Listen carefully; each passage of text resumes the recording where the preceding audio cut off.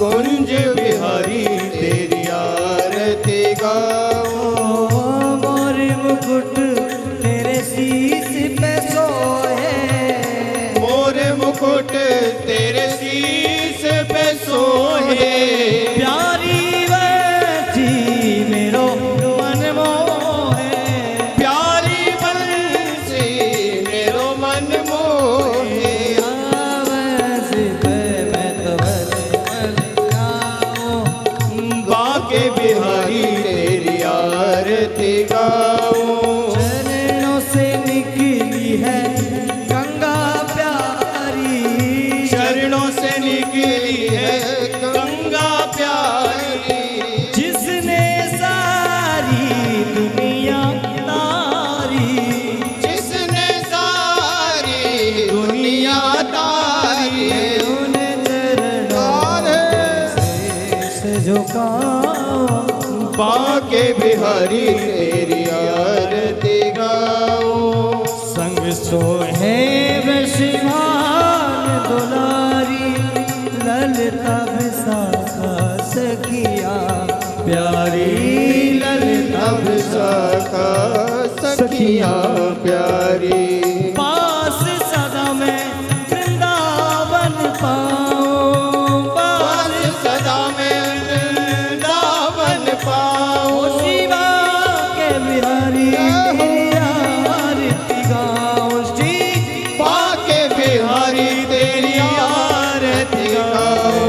आरती गाऊं तेरी आरती गाऊं। आरती गाऊं तेरी आरती गाऊं। मेरे माँ के बिहारी तेरी आरती गाऊं। तेरे बाके बिहारी तेरी आरती गाऊं। जलेन शीतलीकरणं पुष्पेन देवतः विवन्दनम् आत्मा विवन्दनम् आरोग्यार्थिवन्दनम् आरोग्यार्थे मन्त्रपुष्पाञ्जलिः। यज्ञेन यज्ञमयजं तदेव स्थानि धर्माणि प्रथमान्यसन्नाते हनाकं महिमानः। सचं त्रयत्र पूर्वे साध्याः सन्ति देवाः। हरिः ॐ एकदन्ताय विद्महे वक्रतुण्डाय धीमहि तन्नो दन्तिः प्रचोदयात्। हरिः ॐ वेदवाणी च विद्महे ज्ञानगङ्गाय धीमहि तन्नो श्रीमद्भागवत प्रचोदयात्। नाना सुगन्धपुष्पाणि यथा कालोद्भवानि च पुष्पाञ्जलिर्मया दत्त गृहाण परमेश्वर। श्रीमद्भागवत पुराण पुरुषोत्तमाय नमः। चरणकमलेषु मन्त्रपुष्पाञ्जलिं समर्पयामि। बोलो श्रीमद्भागवत महापुराण की जय। श्री व्यासनारायण भगवान की जय। वृंदावन बिहारी लाल की जय। श्री राधा रानी सरकार की जय। शंकर भगवान की जय। जय जय श्री राधे श्याम। जय श्री राम। जय जय श्री राधे। जय जय मीन वराह कमठ नर हरि बलिवावन। परशुराम रघुवीर कृष्ण की रति जग पावन। बुद्ध कल के और व्यास पृथु हरिहंस मनवंतर। यज्ञ सब है ग्रीव ध्रुव वर्धेन धनवंतर। बद्रीपति दत्त कपिल देव सनकादि की करुणा करो। 24 रूप लीला रुचिर श्री अग्रदासुर पद धरो। श्री सीतारामचंद्र भगवान की जय। श्रीमद्भागवत महापुराण की जय। जय जय श्री राधे। जय गौ माता जय गोपाल। परम सौभाग्य हम सभी का इस पावन पवित्र श्रावण मास में श्रद्धाम वृंदावन की पावन धरा अटल वन और इस अखंड लक्षधाम में ठाकुर जी के मंगल में सन्निधि का लाभ लेते हुए संतों का सानिध्य और निरंतर जहाँ भगवान नाम संकीर्तन अखंड रूप से चल रहा, तो ऐसे पावन पवित्र परिक्रमा मार्ग में बैठकर हम सब इस अटल वन अखंड लक्षधाम में बैठकर परम श्रद्धेय आचार्य श्री विकास जी महाराज जी के पावन सानिध्य में 4 जुलाई से लेकर 30 जुलाई तक लगभग 26 दिवसीय श्रीमद् भागवत महापुराण की मंगलमय कथा का आनंद लेंगे। और साथ ही साथ श्रावण मास लग चुका है, तो हम और आप जहां एक और दिव्य कथा के माध्यम से कथा अमृत और नाम अमृत का लाभ प्राप्त करेंगे, वहीं हम और आप इस वृंदावन की पावन धरा पर भगवान भोलेनाथ की उपासना से जुड़ेंगे, क्योंकि भगवान शिव जी ही हम सभी को भगवान की भक्ति प्रदान करते हैं। तो ये पावन पवित्र श्रावण मास पुरुषोत्तम मास लग चुका है। तो कल से कथा का मंगल में श्री गणेश हुआ। आप सब जो यहाँ बैठे हैं इसमें टेलीविज़न के माध्यम से मुक्तिपथ यूट्यूब के माध्यम से कथा का श्रवण कर रहे हैं, तो आप सभी भक्तों का मुक्ति पथ सेवा संस्थान खूब खूब स्वागत वंदन अभिनंदन करता है। हम और आप कथा की रसधारा में प्रवेश करेंगे। आप सभी लगभग ये 26-27 दिन का आयोजन, एक मास का आयोजन सीधे सीधे कह लीजिए तो आपको वृंदावन रुकने का, अखंड ब्रजवास करने का और मेन परिक्रमा मार्ग इस वृंदावन का जो हृदय स्थल कहा जाता है वहाँ पर बैठकर पूज्य महाराज श्री की वाणी का हम सभी लाभ लेंगे। तो जहाँ द्वितीय सत्र में हम और आप कथा के कीर्तन सत्संग से जुड़ेंगे, वहीं प्रातःकाल भगवान भोलेनाथ की उपासना से जुड़ेंगे। सभी भक्तों के अंदर इच्छा रहती है रुद्राभिषेक करवाएं, तो आप अधिक से अधिक कार्यालय के नंबर पर फोन करके आप 1 दिन के रुद्राभिषेक, 2 दिन के रुद्राभिषेक से जुड़ें, साप्ताहिक जुड़ें या पूरे श्रावण मास आप अपने घर परिवार दैहिक दैविक भौतिक ताप से निवृत्ति पाने के लिए जरूर वृंदावन की पावन धरा पर गोपेश्वर भगवान के पावन सानिध्य में विश्व कल्याण के लिए, गोरक्षा के लिए, हम सबके कल्याण के लिए पूज्य महाराज श्री के कुशल मार्गदर्शन में ब्राह्मण देवताओं द्वारा नित्य प्रति रुद्राभिषेक का कार्यक्रम कल से प्रारंभ हो गया है।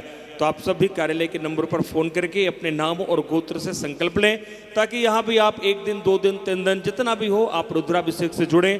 और साथ ही साथ पूज्य महाराज श्री का पावन उद्देश्य आप सभी भक्तों को वृंदावन की प्राप्ति हो जाए, तो आप सभी को सुंदर आश्रय मिल जाए, ब्रजवास मिल जाए और पूरे अधिकार के साथ आपको ब्रजवास मिल जाए। इसके लिए आप सभी के लिए कक्ष बनकर तैयार हो रहे हैं। तो अभी अधिक से अधिक कार्यालय के नंबर पर फ़ोन करके आप जानकारी प्राप्त करें और पूरे स्वामित्व के साथ, पूरे अधिकार के साथ आप पूज्य महाराज श्री के पावन संकल्प आप सभी को वृंदावन की वास की प्राप्ति हो।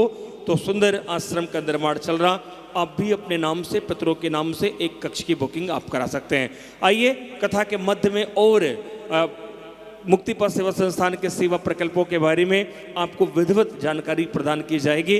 तो लगातार कार्यालय के नंबर चल रहे हैं, निरंतर गो सेवा, संत सेवा, ब्राह्मण सेवा और इस 1 महीने के अनुष्ठान में भी आप घर बैठे अपनी मंगल में राशि समर्पित करके अपने पवित्र नामों की घोषणा भी करा सकते हैं।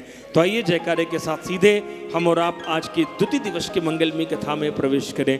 बोले वृंदावन बिहारी लाल की जय, श्री सद्गुरुदेव भगवान की जय। जय जय श्री राधे, जय जय श्री राधे श्याम।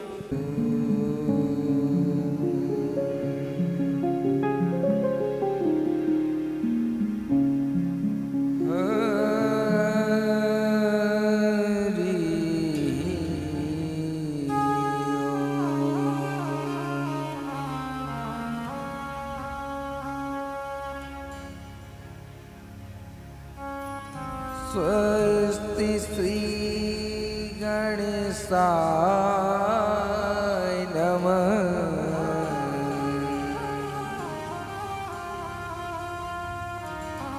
स्वस्ति श्री सरस्वत्यै नमः। श्री राधा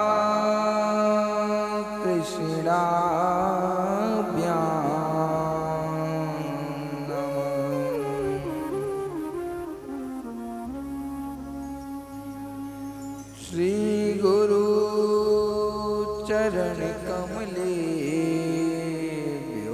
नमः। माता पिता चरण कमलेभ्यो नमः। वरिणानामर्त संघाना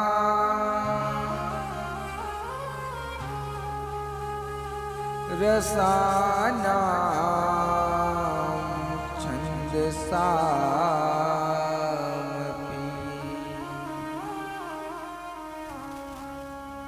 मंगलानां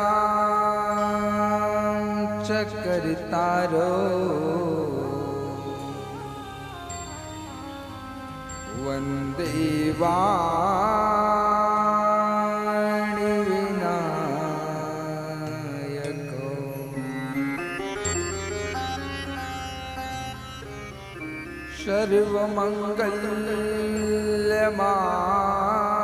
सर्वमङ्गलमाङ्गल्ये शिवे सर्वाद्य साधिके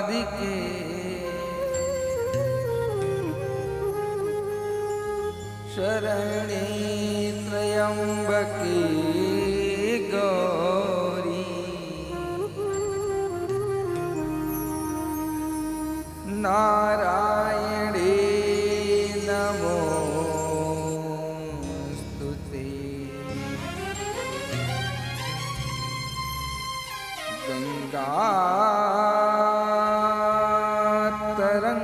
गंगातरंगरमणी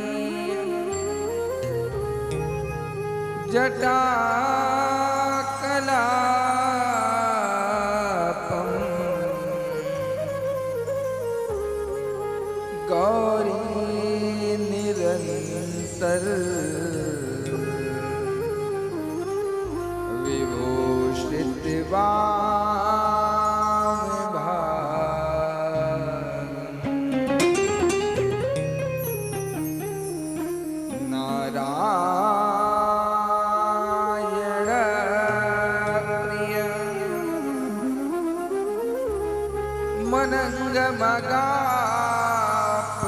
मनंगमगापहारम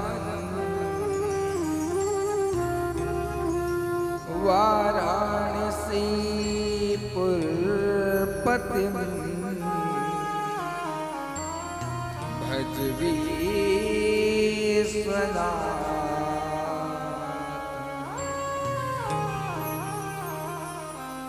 श्री राधे मेरी स्वामिनी मैं राधे तेरो दास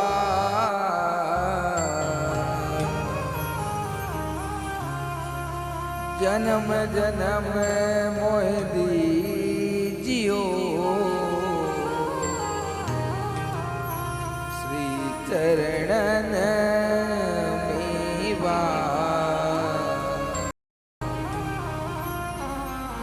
जन्म जन्म मोह दीजियो श्री चरणन को गुरुर ब्रह्मा गुरुर विष्णु गुरुर्देवो महेश्वरा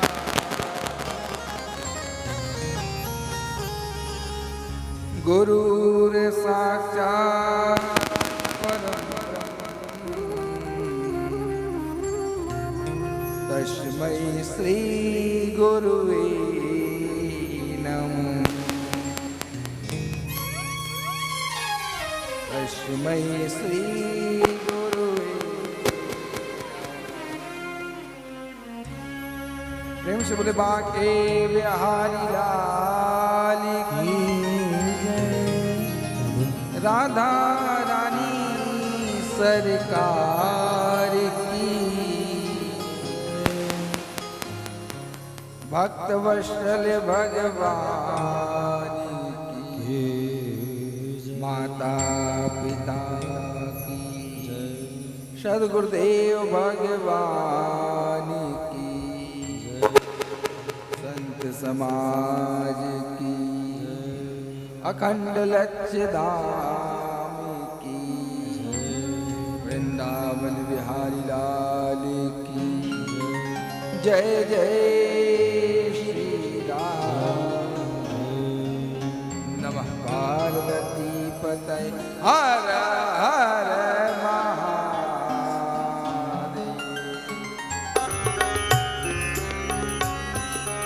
प्रेम से बोले बाके बिहारी लाल की परम पिता परमेश्वर कारण करुणा करुणालय जगत के पालनहार सृष्टि के संचालक अखिल ब्रह्मांड नायक जगत के पालनहार सृष्टि के संचालक श्री कृष्ण कन्हैया लाल एवं उनके वामांग में विराजमान रहने वाली अम्बा परम्बा माता जगदम्बा जगत की पालनहारिका सृष्टि की संचालिका श्री राधा रानी आप दोनों के चरणों में इस दास का सर्वप्रथम व कोटि कोटि प्रणाम एवं प्रांगण में विराजमान समस्त भक्त परिकर जो भी इस श्रीमद् भागवत महापुराण का रसास्वादन रसापान करने बैठे हुए हैं आप समस्त भक्ताओं को इस दास का जय जय श्री राम। एवं मंचस्थ संगीतकार वेदज्ञ ब्राह्मण और यूं कहूं जो भी इस कथा में अपने अपना सहयोग प्रदान कर रहे हैं, आप समस्त लोगों को इस दास का जय जय श्री राम। तो आइए आज द्वितीय दिवस की कथा में प्रवेश करने के पूर्व मन और वाणी को पवित्र करने हेतु हरि नाम का संकीर्तन, उसके तत्पश्चात हम लोग परमात्मा की परम मंगलमयी की कथा में पुनः प्रवेश करेंगे। बोलो बांके बिहारी लाल की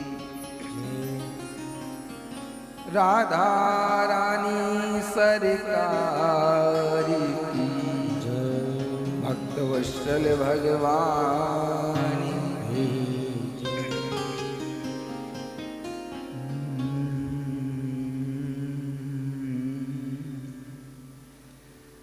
जय जय राधा रमण हरि बोल,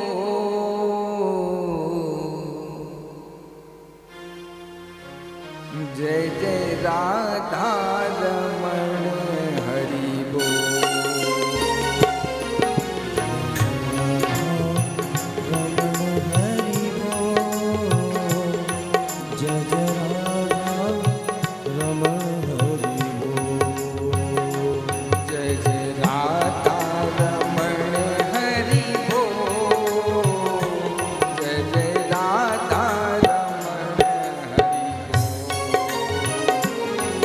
जय जय राधा रमण हरि बोल, जय जय राधा रमण हरि बोल। राधा रमण लाल की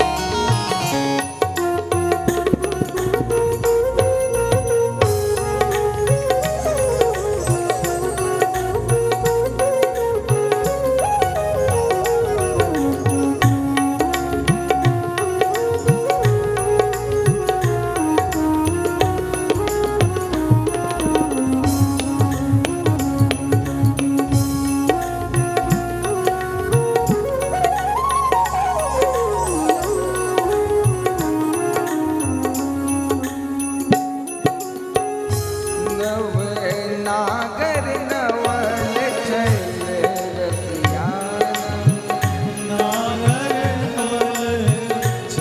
रसिया, प्यारो गैया चरैया मेरो मन बसिया, प्यारो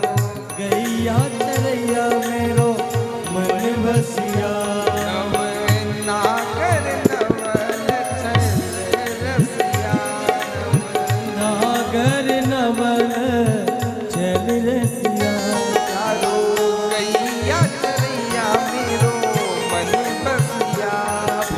गैया चरैया मेरो मन बसिया, हरे कालिंदी ओ हरे कालिंदी फूल किलो, जय जय राधा रमण हरि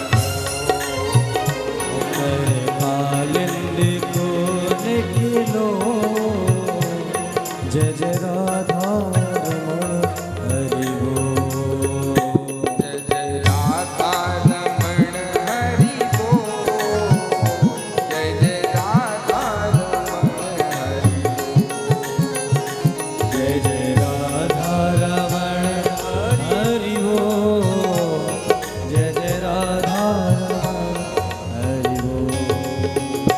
हरि बोल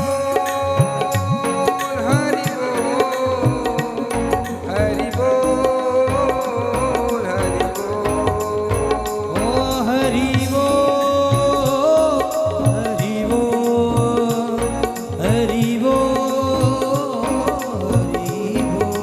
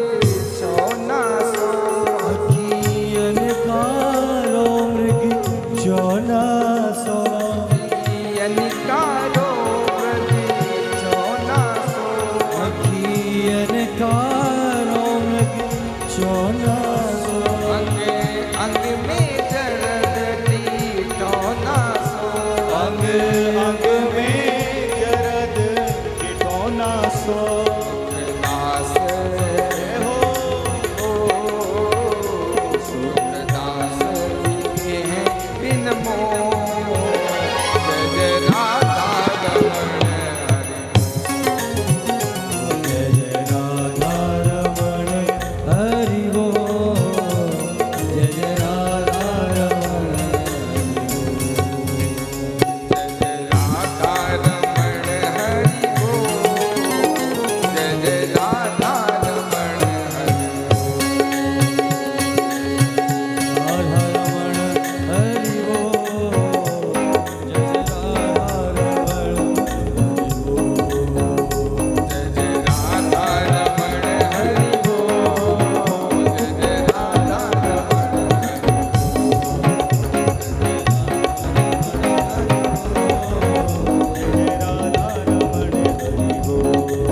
हरि बोल, हरि बोल, हरि हरि हरि बोल, हरि बोल, हरि बोल, हरि हरि बोल, हरि बोल, हरि बोल, हरि हरि हरि बोल, हरि बोल, हरि बोल, हरि हरि हरि बोल, हरि बोल, हरि बोल, हरि बोल, हरि हरि हरि बोल, जय जय राधा रमण हरि बोल, जय जय राधा रमण हरि बोल, राधा रमण हरि बोल, जय जय राधा राधा रमण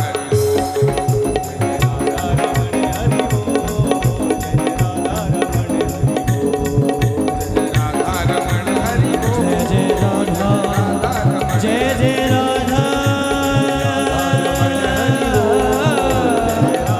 जय जय राधा रमण हरि जय जय राधा रमण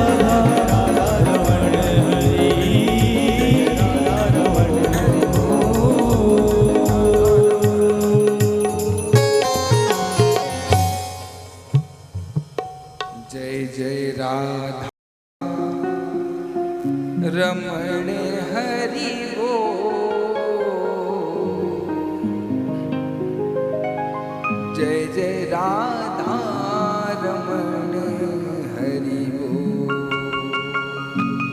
जय जय राधा रमण हरि बोल, जय जय राधा रमण हरि बोल, जय जय राधा रमण हरि बोलो राधा रमण लाल की जय हो माँ के बिहारी लाल भक्त वत्सल भगवान।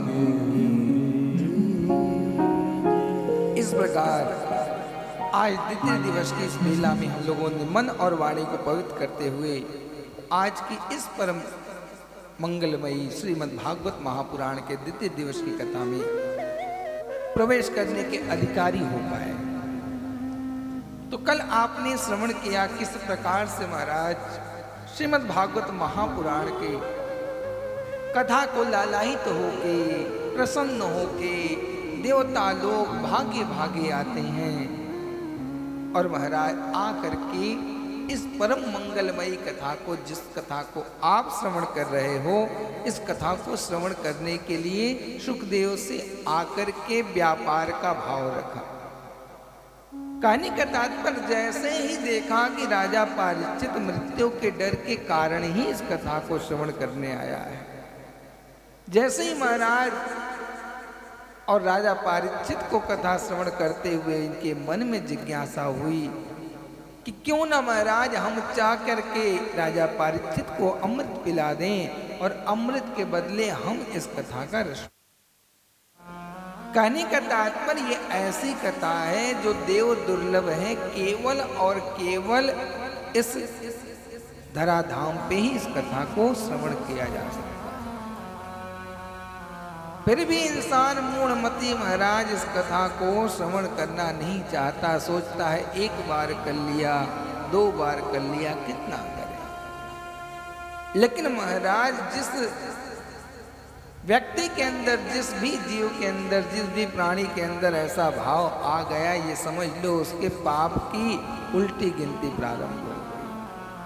जो भगवान की कथा से, भगवान के नाम से, भगवान के धाम से भगवान के भक्तों से ऊब जाए, ये समझ लो कि उसे पाप अधिकतर महाराज अपने जाल में फंसा लिया और वो पाप की ओर धीरे धीरे बढ़ता जाए। कहने का तात्पर्य भगवान की कथा बड़ी मुश्किल से मिलती है और उस कथा को यदि महाराज हमसे छूट जाए, वो कथा हमसे ना श्रवण हो पाए। और तो और आपने देखा होगा कि परमात्मा की कथा को श्रवण करने के लिए पृथु ने 1000 कान मांग लिए। कहने का तात्पर्य क्या 2 कानों से इस कथा को नहीं श्रवण कर सकते थे? लेकिन महाराज उन्होंने कह दिया कि हे परमपिता परमेश्वर, हे नारायण, इन 2 कानों से आपकी कथा को श्रवण में पूर्ण तरीके से नहीं कर पा रहा हूं। आपकी कथा को मैं अधिक सुनना चाहता हूं। अधिक क्यों सुनना चाहते हैं? क्योंकि महाराज वो जानते हैं अधिकम फलम, जितना अधिक हम श्रवण करेंगे उतना अधिक फल हमें मिलेगा। जैसे जितना अधिक ज्यादा कर्म करता है प्राणी, उतना अधिक ही फल भी परमात्मा उसे देता है। तो इसी प्रकार से पृथु महाराज को पता है, पृथु परमात्मा के अंश हैं। उन्हें पता है महाराज कि अधिकश अधिकम फलम, जितना अधिक मैं श्रवण कर लूंगा उतना अधिक मुझे फल मिलेगा। तो क्यों न महाराज 2 कानों से क्या फायदा, 1000 कानों को मांग लिया जाए। और हम महाराज, हम मानव क्या करते हैं, 2 कानों से भी परमात्मा की पूरी कथा नहीं श्रवण कर पाते। कहने का तात्पर्य यह है, कथा महाराज त्याग का विषय है, सुख का विषय कथा नहीं है। परमात्मा की भक्ति त्याग का विषय है, सुख का विषय नहीं है। आज प्राणी सुख के अपेक्षा में इतना ज्यादा खो गया कि महाराज अगर उसे सुख ना मिले तो कथा में भी बैठने का कार्य उससे नहीं हो पाता। जबकि महाराज भगवान का मार्ग ही है तप, बिना तपस्या के तप सुखप्रद दुख दोष नसावा। तपस्या जो है महाराज वो दुखों का नाश करता है और सुखों का अपने आप प्रयोजन बना देता है। लेकिन तपस्या में आपको कष्ट सहना ही पड़ेगा, दुख सहना ही पड़ेगा, इसमें कोई 2 राय नहीं है। तो जब भी महाराज आप तपस्या करो, तप करो, ये समझ लो कि आपको कष्ट आना ही आना है। लेकिन प्राणी बहुत जल्दी आक्रांत हो जाता है। तो इस कारण महाराज एक ही भाव रखना है कि परमात्मा की कथा को देवता लोग जब सुनने आए और तो और अमृत को भी देने आ गए कि अमृत का पान करवा के राजा परीक्षित को मृत्यु से बचा लेंगे और इस कथा को हम श्रवण कर लेंगे। जैसे ही देखा महाराज हमारे श्री सुखदेव ने, वो हो देवता तो व्यापारी बन के आए हैं, इस कथा का व्यापार। तुरंत आज कह दिया देवताओं ने, श्री सुखदेव जी महाराज आपके चरणों में प्रणाम, आपसे एक निवेदन है। ये राजा परीक्षित दुख के कारण, अपने मृत्यु को देखने के कारण, अपनी मृत्यु से बचने के कारण ये कथा सुन रहा है, तो ये अमृत इसको पिला दो, इस कथा को हम लोगों को सुना दो। जैसे ही कहा महाराज बड़े क्रोध में आ गए श्री सुखदेव जी महाराज और आज बड़ी जोर से फटकार लगाई। तुरंत कह दिया, को कथा को सुधा को काचम को मणि महान। अरे मूर्ख मूर्ख देवताओं, अरे तुम्हें पता नहीं है कहीं कांच के टुकड़े से मणि की व्यापार हो सकता है। अरे कांच दे के तुम मणि लेना चाहता है, कितना मूर्ख है। बहुत जोर से आठ फटकारा और जैसे ही फटकारा महाराज देवता भागे भागे गए और आज पहुंच गए ब्रह्मा जी के पास। कहने के तात्पर्य ब्रह्मा जी के पास पहुंचे हैं और आज ब्रह्मा जी के पास जैसे पहुंचे ब्रह्मा जी ने कह दिया, क्या बात है, किस कारण आज आए हो? तो आज महाराज जैसे ही देवता रुदन करते हुए कह रहे हैं कि हे परमपिता परमेश्वर, हे श्री हरि, हे ब्रह्मा जी, आप तो हमारे पिता हैं। अब आप बताइए महाराज कि हम तो कथा श्रवण करना चाहते हैं, लेकिन आज श्री सुखदेव जी ने हमारा अपमान करके हमें भगा दिया। तो आप बताइए कि हम क्या करें? क्या कथा श्रवण करने के अधिकारी नहीं हैं हम लोग? तो आज महाराज ब्रह्मा जी ने कहा, देखो कथा तो केवल और केवल मृत्यु लोक में ही प्राप्त हो चुकी जा सकती है और कहीं इस कथा को प्राप्त नहीं किया जा सकता। देवताओं ने कहा भगवान वही तो हम प्राप्त करने गए, उस धरा धाम पे भी गए, लेकिन धरा धाम पे जाने के बाद से सुखदेव ने हमारा अपमान किया और अपमान करके भगा दिया। आप बताइए इस कथा का क्या महत्व है, क्या इसकी विशेषता है, क्यों इसको लोग इतना सुनना चाहते हैं, जरा हम भी जानना चाहते हैं। आज ब्रह्मा जी भी सोच में पड़ गए, क्या बताएं, क्या इसकी महत्वता है। यद्यप ब्रह्मा जी तो सब कुछ जानते ही हैं कि इस कथा की विशेषता क्या है, इस कथा की महत्वता क्या है, लेकिन देवताओं को प्रत्यक्ष प्रमाण देना चाहते हैं। इस कारण आज कह दिया ब्रह्मा जी ने, देखो भाई हमें भी इस कथा की महत्वता को जानना है, हम भी नहीं जानते हैं।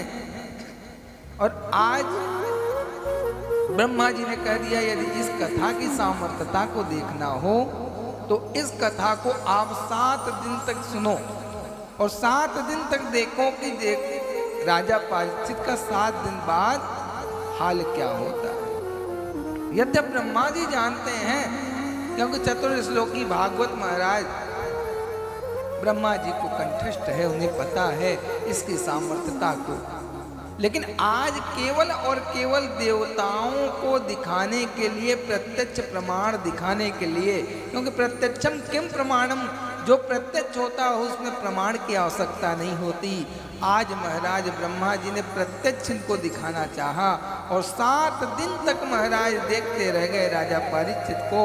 और 7 दिन बाद देखा हुआ क्या महाराज, राजा परीक्षित उस परम पद को प्राप्त कर गए जिस परम पद को प्राप्त करने के लिए प्राणी जीवन भर लगा रहता है और वो पद नहीं मिल पाता। यानी आज परमात्मा का वो परम पद प्राप्त कर लिया 7 दिन के बाद। यानी वास्तव में श्रीमद् भागवत महापुराण की कथा को 7 दिन श्रवण कर लिया जाए, श्रवण के बाद चिंतन, चिंतन के बाद मनन और मनन के बाद महाराज यदि इस कथा को अपने जीवन में अनुसरण कर लिया जाए, अगर ये 4 सीढ़ियां आपके अंदर आ गई तो आप भी परमात्मा के परम पद को प्राप्त कर सकते हो।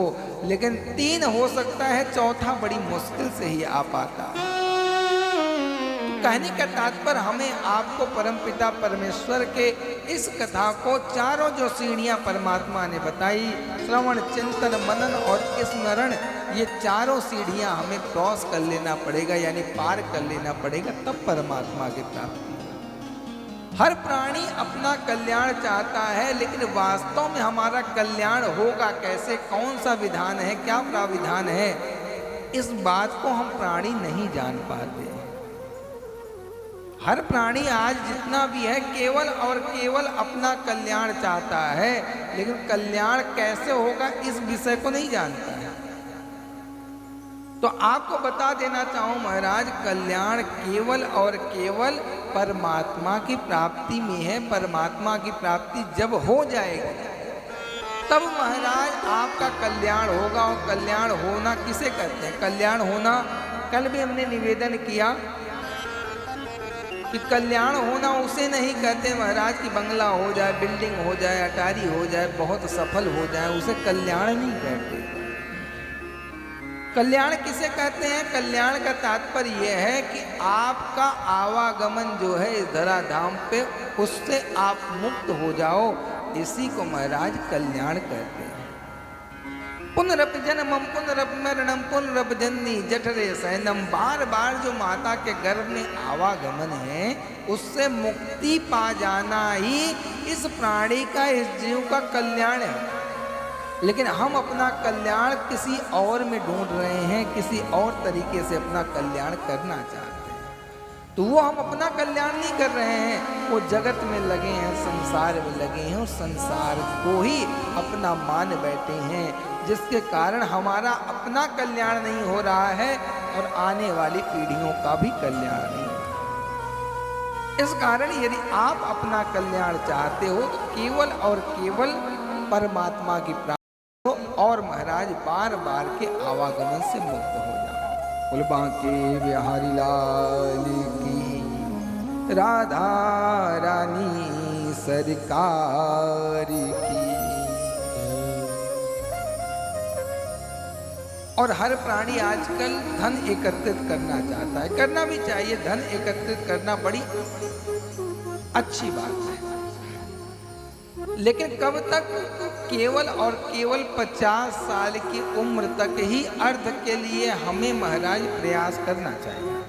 ये जो विशेष बात है केवल और केवल हम प्राणियों के लिए है। हम प्राणियों को ये बात समझ लेनी चाहिए, क्योंकि आज वृद्ध हो गए, 80 की उम्र हो गई, लेकिन अर्थ का प्रयोजन जो है वो प्राणी किए ही जा रहा है।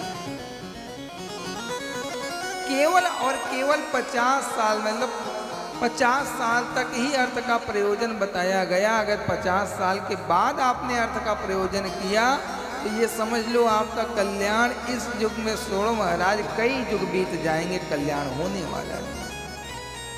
और तो और 50 के बाद यदि आपने भजन नहीं किया, वैसे भजन तो बचपन से हो जाए तो बढ़िया बात है, लेकिन अगर बचपन में नहीं हो पाया तो महाराज 50 के बाद आपको भजन में लग जाना चाहिए। सब कुछ छोड़ छाड़ के ये लो बेटा, ये तुम्हारी सारी जिम्मेदारी अब तुम्हारी, हम तो अपने कार्य से निवृत्त हो गए, हमें तो केवल और केवल एक जिम्मेदारी है, अब भजन करना। और प्राणी वो भजन नहीं कर पा रहा है, जिसके कारण आज कष्ट में है। शास्त्र क्या कहते हैं महाराज? कितना भी धन कमा लो, आपका घर में सम्मान तभी तक है जब तक आप धन कमाने में सामर्थ्यवान हैं। ये शरीर हमेशा नहीं काम करेगा। शास्त्र कहते हैं यावत वित्तोपार्जन सकता है तावत नीच परिवार रखता है। जब तक आदमी धन कमाने में समर्थ हो तब तक ही उसके परिवार वाले उसका सम्मान करते हैं। वो भले ही महाराज जवानी में अगर आप पैसा कमाना बंद कर दें या किसी कारण आपसे नहीं हो पा रहा है तो आपके जवानी में भी आपका अपमान हो जाएगा। अगर मेरी बात आपको समझ में नहीं आ रही है तो महाराज घर परिवार में जाओ, झूठ मूठ का कह दो कि अब मेरी नौकरी छूट गई, अब मैं कुछ नहीं कर सकता।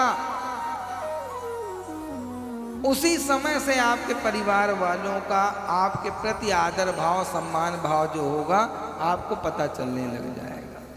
और जैसे ही जैसे 1-2 महीने हो जाएंगे तो महाराज पिता पुत्र का संबंध, पत्नी पति का संबंध भी आपको केवल और केवल तार से जुड़े हुए दिखेंगे और वास्तव में संबंध नहीं रह जाएंगे। मनुष्य के लिए यही है, प्राणियों के लिए, पुरुष के लिए यही है कि 1-8 महीना जा करके बस झूठ मूठ का कह दो केवल और केवल परिवार का परीक्षण। क्योंकि यहाँ आप सोचोगे महाराज जी बता रहे हैं, केवल ऐसे ही बता रहे होंगे, लेकिन ये प्रमाण आप अपने जीवन में कर सकते हो। 1 महीने में छोड़ो, 1 हफ्ते में बता दो महाराज काम हमारा नहीं है, खत्म हो गया सब कुछ। 1 हफ्ते में आपको सब कुछ सच्चाई आपके सामने आ जाएगी, पता चल जाएगा कौन पुत्र है, कौन पत्नी है, कैसे, सब कुछ आपको पता चल जाएगा। ये कलिकाल है साहब, जब तक स्वार्थ है तभी तक लोग सम्मान और प्रेम करते हैं। इसी में एक दृष्टांत याद आया, थोड़ा आपको बता दें, हो सकता है कुछ इससे और भी हम प्रयास करने में सफल हों। एक घर की कथा है, 2 भाई थे और 2 भाइयों महाराज बड़ा प्रेम था। इतना प्रेम कहें जल्दी दिखने वाला नहीं है, समझो राम और लखन वाला प्रेम था। बड़ा भाई कमाता नहीं था, छोटा भाई कमाता था, लेकिन प्रेम परस्पर राम और लखन वाला था। अब जो कमाता था वो जब भी आता था बाहर परदेश से आता था, कमा के लाता था, चॉकलेट ले आए बच्चों के लिए, कपड़े ले आए, सारी सामग्री लेके आए। जैसे ही महाराज छोटा भाई आए, बच्चे चाचा चाचा करके, चाचा जी करके भागने लग जाएं और जा करके उससे लिपट जाएं। और पिता बेचारा कमाता था नहीं, रोज आए तो बच्चे भी देख के मुंह फेर ले, महाराज पापा पापा, पिताजी पिताजी कह के जाएं। और जब पिताजी उसके देखें कि ये जब चाचा जी इसके आते हैं, चॉकलेट टॉफी और कपड़े लत्ते लेकर आते हैं, भाग के ये लोग दरवाजे तक भागे जाते हैं, चाचा जी कह के लपट जाते हैं और मेरा ये लोग सम्मान नहीं करते। तो कहने का तात्पर्य केवल और केवल, कहने का तात्पर्य बालक भी, आज छोटा सा बालक होता है वो भी जानता है अर्थ की कृपा को। पिता का भी सम्मान नहीं होगा। अगर अर्थ देने में सामर्थ्यवान पिता नहीं है बालक को, तो पिता का भी सम्मान बालक नहीं करेगा। आज श्रवण कुमार होना बड़ा मुश्किल हो गया है। एकाध कहीं मिल जाए श्रवण कुमार तो बड़ी, वो भी महाराज मुश्किल ही समझो। तो जब छोटा सा बालक धन में अंतर कर सकता है, यानी चाचा जी धन ला रहे हैं तो बच्चे चाचा जी करके पीछे पड़े हैं, और पिताजी बेचारा नहीं आ रहा है और रोज आता है, उसका कोई सम्मान नहीं। और तो और प्रेम से बुलाने को छोड़ो, लोग देखना भी नहीं चाहते जिसके पास अर्थ की कमी होती है। तो महाराज अर्थ कमाओ, लेकिन केवल और केवल 50 साल तक इतना कमाओ जिससे आपका परिवार चल जाए, और अपने लिए भी कुछ ऐसा एकत्रित कर लो ताकि भजन भाव आपके मृत्यु तक चलता रहे, जिसके कारण लोग आपका सम्मान करते रहें और आप भजन करते रहो। बोलो बांके बिहारी लाल की, राधा रानी सरकार की। तो आइए एक आध भजन के माध्यम से हम लोग इस कथा में आगे बढ़ें, क्योंकि समय भी यही है, बिना भजन के भी हमारा आपका मन कथा में लगने वाला नहीं है। बोलो भक्त वत्सल भगवान की, राधा रमण लाल की।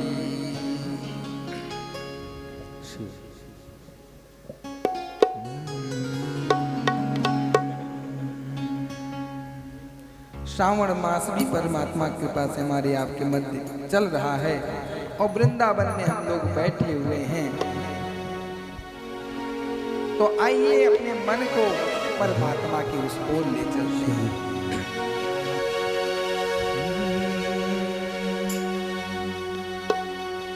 हो मेरा मन बैरागी हो गया, वृंदावन की गलियन में, वृंदावन की गलियन में भाई, बरसाने की गलियन में। ओ मेरा मन बैरागी हो गया, वृंदावन की गलियन में।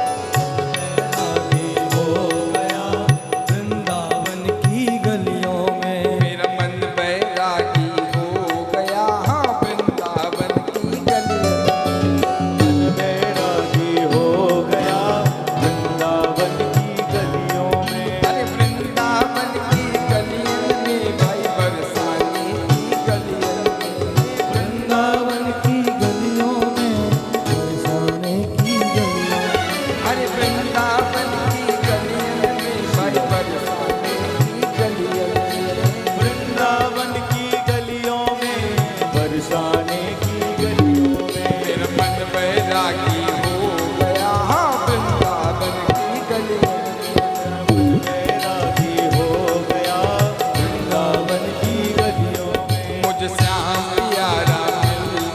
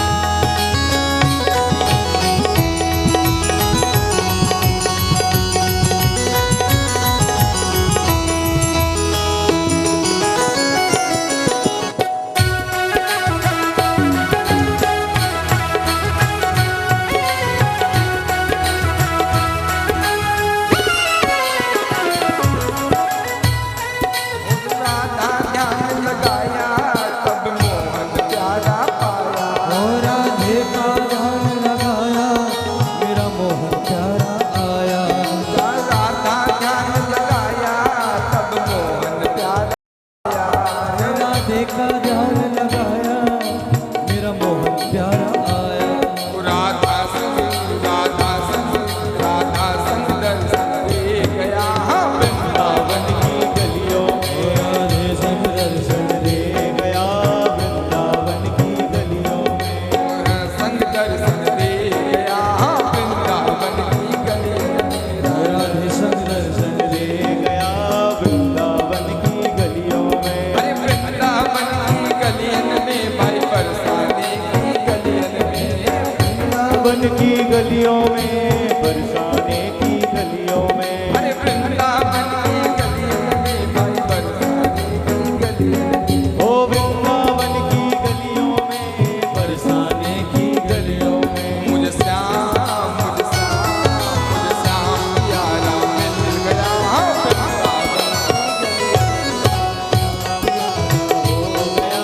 वृंदावन की गलियों में। श्याम प्यारा मिल गया प्यारा हो गया वृंदावन। बाके बिहारी लाल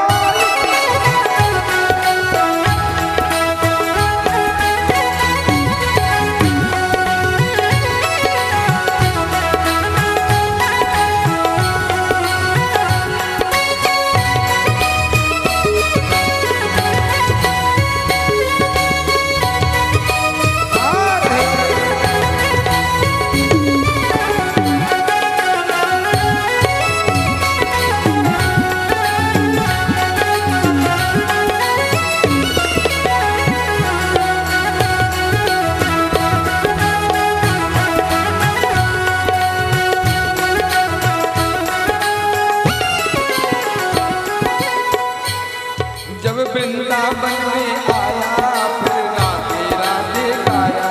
जब वृंदावन में आया राधे राधे गाया। जब वृंदावन में आया तब राधे राधे गाया। जब वृंदावन में आया राधा राधा गाया। मेरा चित्त चुरा कर मेरा चित्त चुरा कर हो मेरा चित्त चुरा कर ले गया वृंदावन की गलियन में। चुरा के ले गया वृंदावन की गलियों में। अरे वृंदावन की गलियन में भाई बरसाने की गलियन में। वृंदावन की गलियों में बरसाने की गलियों में। ओ वृंदावन की गलियन में भाई बरसाने की गलियन में। वृंदावन की गलियों में बरसाने की गलियों में। मेरा मन बैरागी हो गया वृंदावन की गलियन में। मन बैरागी हो गया वृंदावन की गलियों में। मेरा मन बैरागी हो गया वृंदावन की गलियन ओ मेरा मन बैरागी हो गया वृंदावन की गलियों में। मेरा मन बैरागी हो गया वृंदावन की गलियों में। बैरागी हो गया वृंदावन की गलियों में। बैरागी हो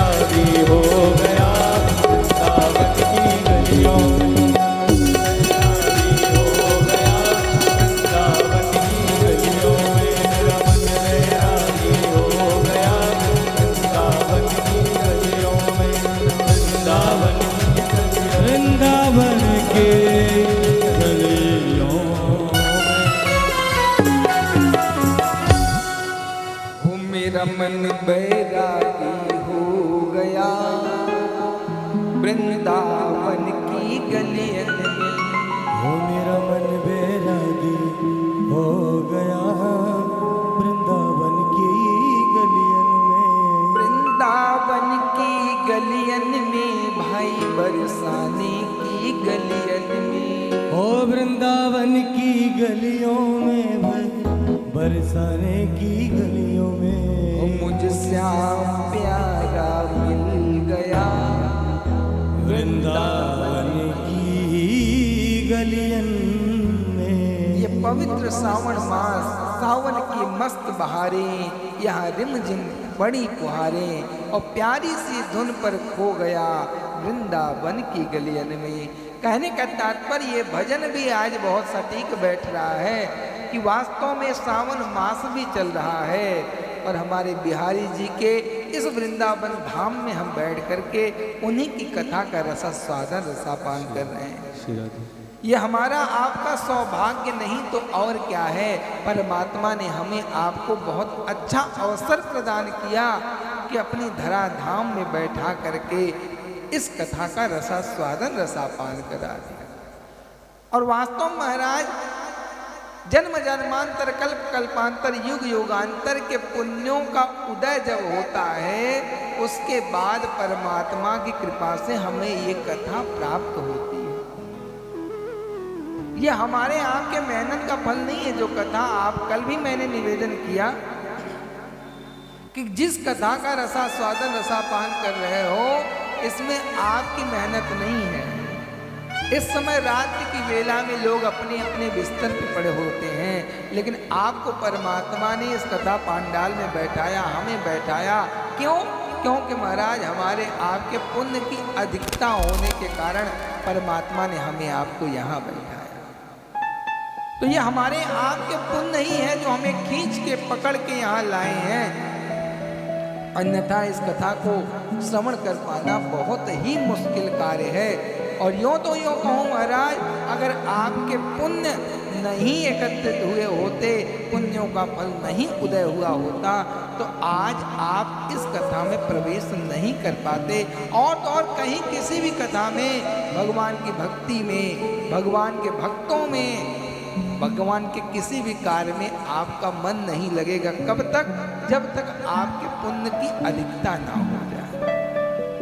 तो इसलिए आप बड़े भाग्यशाली हो।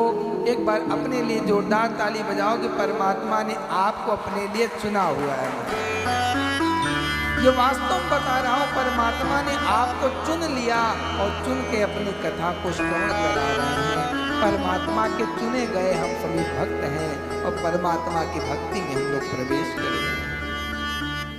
बोल बाके बिहारी लाल की, राधा रानी सरकार की। तो आइए मन संचालक महोदय के माध्यम से इस कथा को संतवाणी चैनल के माध्यम से भी लोग देश विदेश में देख रहे हैं। तो आइए कुछ विशेष सूचना मन संचालक महोदय के माध्यम से, उसके बाद हम लोग पुनः थोड़ी सी आधा घंटे की और कथा बची है। उसके बाद हम लोग परमात्मा की आरती एवं प्रसाद करके अपने अपने उस स्थान की ओर जाएंगे जहाँ जहाँ हमारा निवास स्थान है। बोलो बाके बिहारी लाल की, राधा रानी सरकार की, जय जय श्री राधे। जय जय श्री राधे, जय जय श्री राम। परम सौभाग्य हम सभी का इस पावन पवित्र श्रावण मास में श्रद्धाम वृंदावन की पावन धरा अटल वन और इस अखंड लक्ष्य धाम के इस पावन पवित्र सत्संग हॉल में बैठकर निरंतर जहाँ पर भगवान नाम संकीर्तन होता है, श्री राम जय जय राम, एक एक कण में भगवान नाम रूप से समाहित हैं। तो ऐसे पावन पवित्र परिसर सत्संग हॉल में बैठकर परम श्रद्धेय आचार्य श्री विकास जी महाराज जी के पावन सानिध्य में आपकी मंगलमय वाणी में हम और आप अपने जीवन का परम लाभ, हमारे और आपके जीवन का इससे बढ़कर और लाभ नहीं होगा कि वृंदावन की पावन धरा, वृंदावन का हृदय स्थल, इस परिक्रमा मार्ग में बैठकर हम और आप भगवान की ही प्राप्ति श्रीमद् भागवत महापुराण की कथा का आनंद ले रहे हैं। हम सब यहाँ पर कथा का आनंद ले रहे हैं। संत वाणी टेलीविजन के माध्यम से, पूज्य महाराज जी के यूट्यूब चैनल मुक्ति पथ के माध्यम से भी सारा देश विदेश इस समय इस रात्रि कालीन बेला में भगवान की मंगलमय कथा से जुड़ा है। और जैसा महाराज श्री ने अभी अभी बताया कि हम सबका परम परम सौभाग्य है, जन्म जन्मांतर के पुण्य हम सबके एकत्रित हैं, तभी तो हम संसार के कामों से विरक्त होकर भगवान के श्री चरणों में बैठकर कथा का आनंद प्राप्त कर रहे हैं। और ये श्रावण मास चल रहा, श्रावण मास यानी श्रवण कर लिया जाए। क्या श्रवण कर लिया जाए? भगवान की कथा श्रवण कर ली जाए। तो ये सुंदर सौभाग्य मिला है। 4 जुलाई से कथा प्रारंभ हुई है और लगभग 30 जुलाई तक ये अनुष्ठान चलेगा। 26 दिन तक हम और आप भगवान की मंगलमयी कथा से जुड़ेंगे।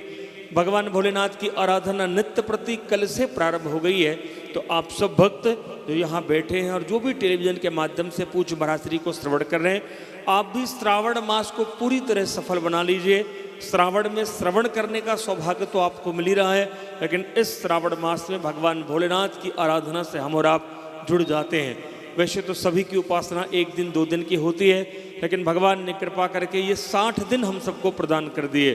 30 दिन श्रावण के, 30 दिन पुरुषोत्तम मास के। तो आप सब भी जो भी घर में, परिवार में, देश में, विदेश में महाराज श्री की वाणी को श्रवण कर रहे हैं, पूज्य महाराज श्री के पावन मार्गदर्शन में हमारे विद्वान ब्राह्मण देवताओं की मंगल में सन्निधि में विश्व कल्याण के लिए, गौमाता की रक्षा के लिए, और देखिए कितनी भीषण गर्मी चल रही है, तो प्रकृति का वातावरण अनुकूल हो, अच्छी वर्षा हो, अच्छी जलवायु के लिए आपकी समस्त प्रकार की बाधाओं से मुक्ति हो जाए, काल सर्प योग निवारण के लिए, हसत प्रकार की समस्याओं से मुक्ति प्राप्ति के लिए हम और आप रुद्राभिषेक से अवश्य जुड़ें।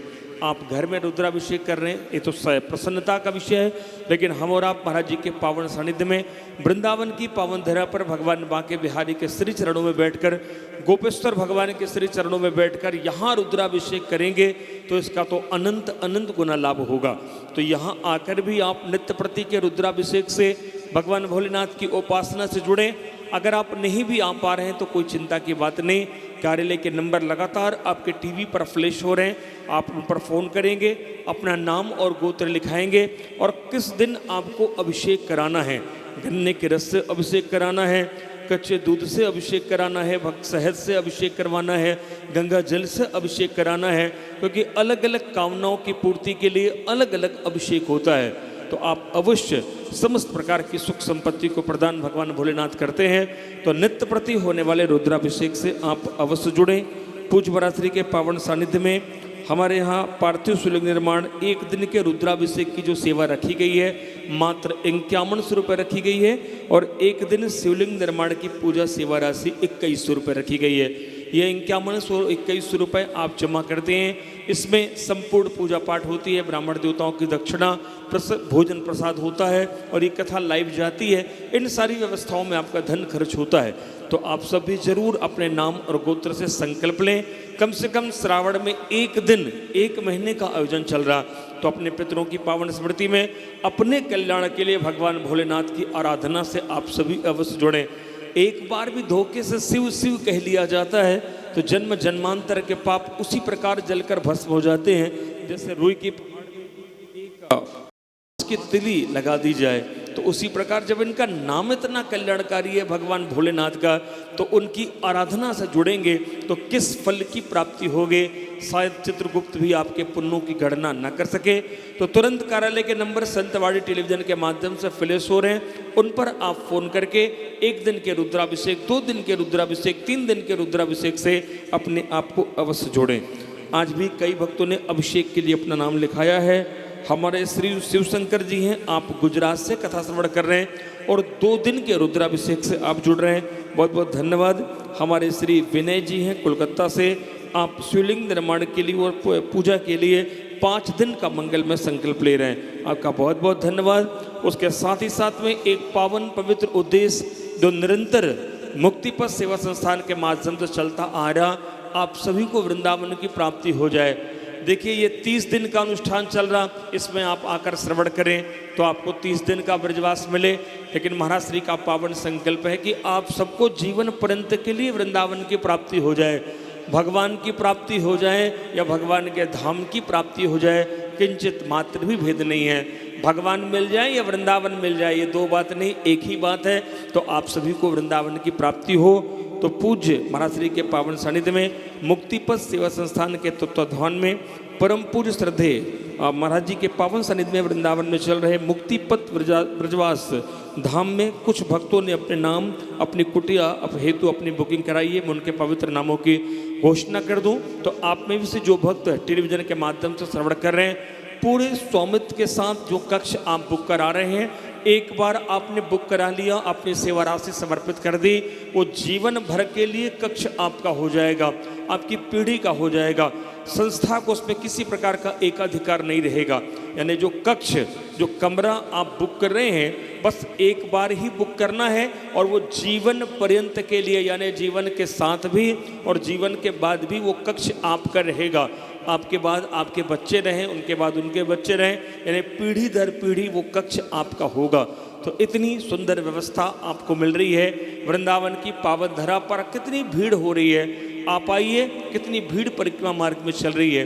तो वृंदावन में आपको ब्रजवास मिल रहा है मुक्ति पथ सेवा संस्थान के माध्यम से। तो ये भगवान की अतिशय कृपा है। वृंदावन में रहना ही एक प्रकार से भजन है, वृंदावन में रहना ही एक प्रकार से साधन है। साधन बने तो व्यक्ति कहीं जाकर भगवान की प्राप्ति कर ले, और जिससे कुछ भी न बने वो वृंदावन की आकर शरण ले ले। यहाँ की रज ही आपसे भक्ति करा लेगी। चारों तरफ परिक्रमा राधे राधा हो रहा है, तो निरंतर इनको देखने से भी भक्ति की प्राप्ति होगी। तो अवश्य आप अपने कक्ष के निर्माण के लिए संपर्क करें। 12/24 का जो कक्ष हमारे यहाँ निर्माण हो रहा, उसके लिए मात्र 21,000 रुपये की राशि से अपनी बुकिंग आप करा सकते हैं। 15/34 का जो 1 BHK कक्ष हमारा निर्माण हो रहा, उसके लिए आप 31,000 रुपये की राशि से अपना संकल्प ले सकते हैं, अपनी बुकिंग करा सकते हैं। और 20/44 यानी 2 BHK का जो कक्ष निर्माण हो रहा, उसमें आप 51,000 रुपये की राशि समर्पित करके अपने कक्ष की बुकिंग करा सकते हैं, और शेष राशि जमा करके वो कक्ष आपके नाम होगा, कमरा जीवन पर्यंत के लिए आप होगा। तो आज भी कई भक्तों ने अपनी सेवा राशि जमा करके अपने कक्ष की बुकिंग कराई है।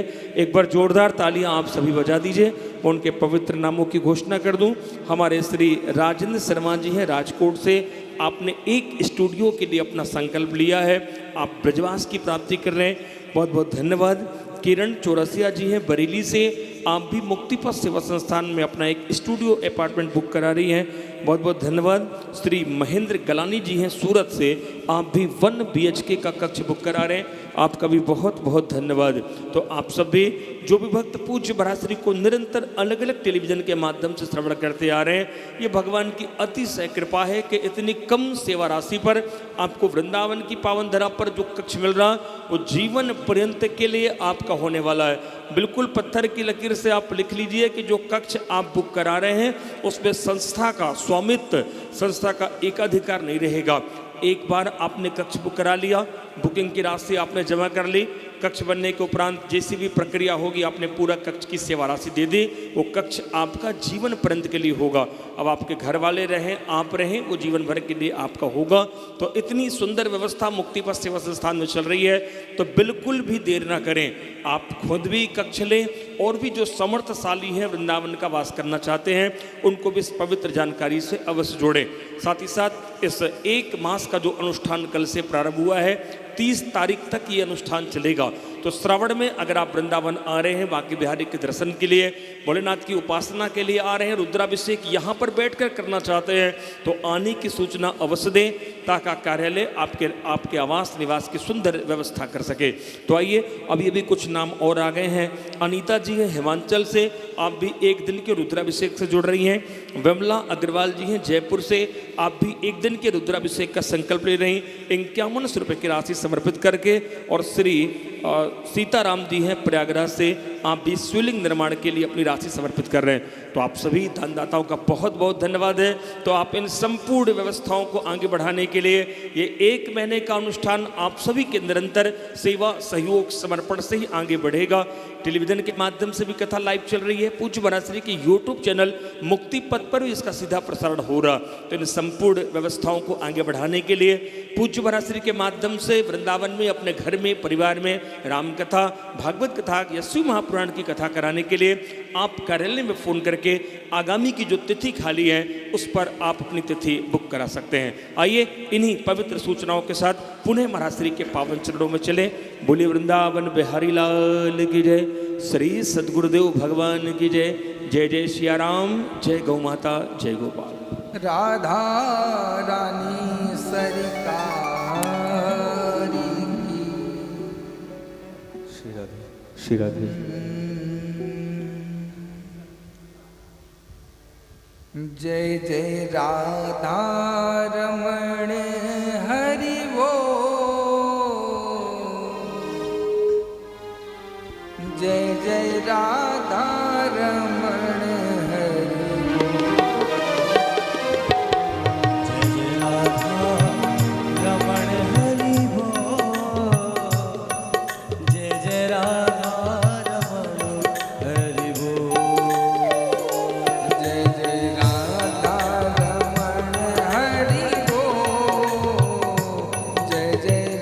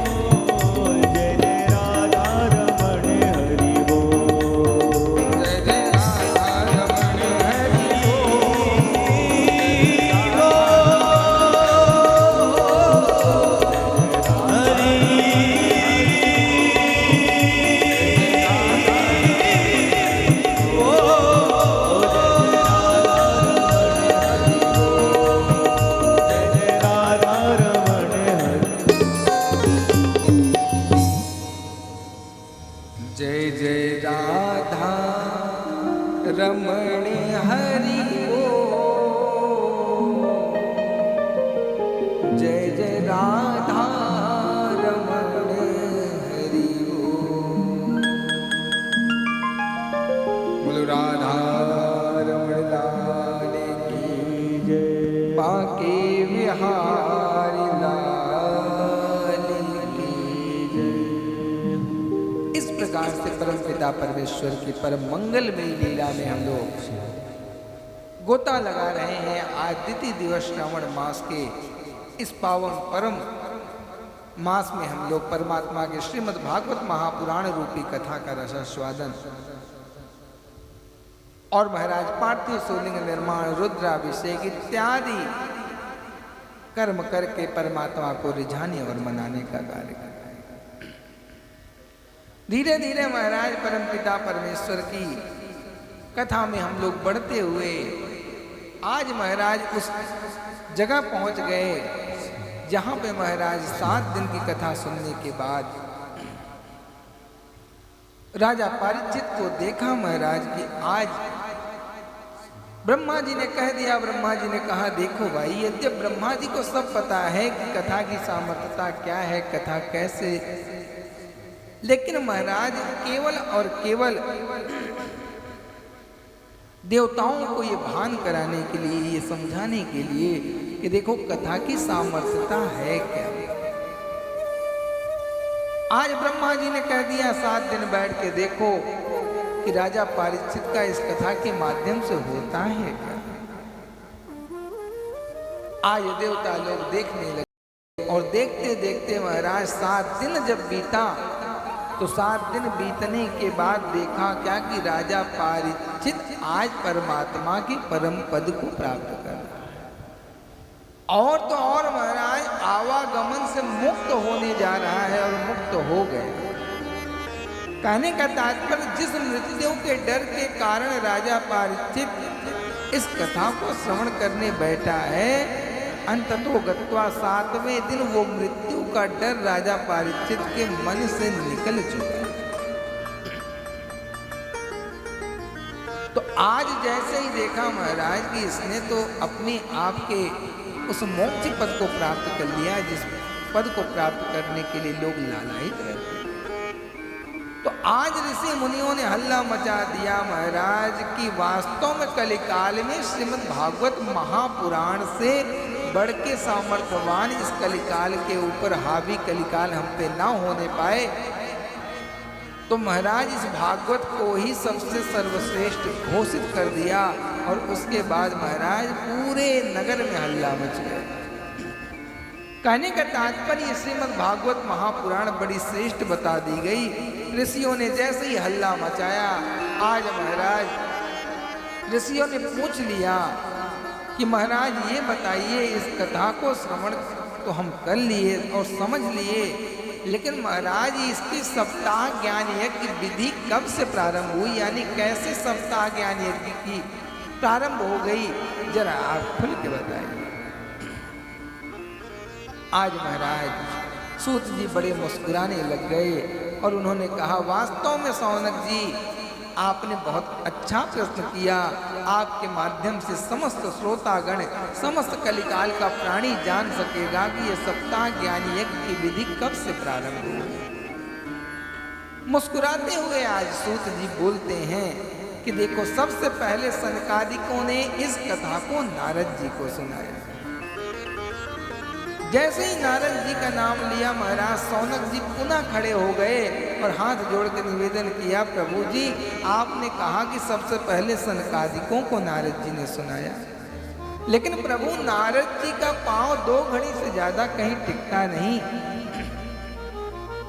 तो नारद जी ने किस प्रकार से इस कथा को सुना और सनकादिकों ने कैसे इस कथा को सुनाया।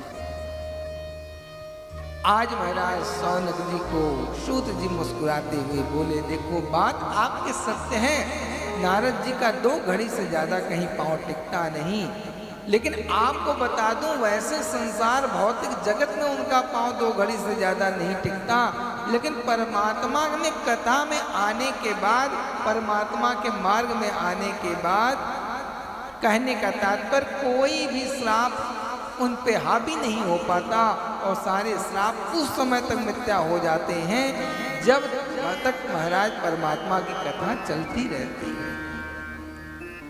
तो कहने का तात्पर्य परमात्मा की कथा में नारद जी बैठे हैं, जिसके कारण महाराज आज 2 घड़ी वाला जो उनका श्राप है वो मिथ्या साबित हो रहा है और नारद जी बड़े प्रेम से इस कथा को सुन रहे हैं।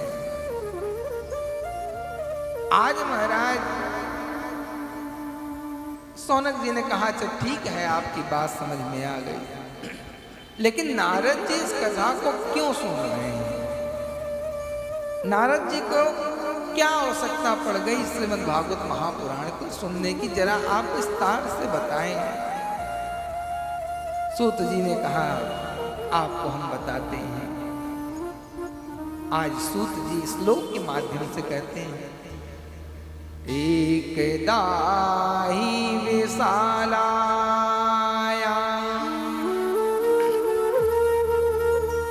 चत्वारि ऋषयो मला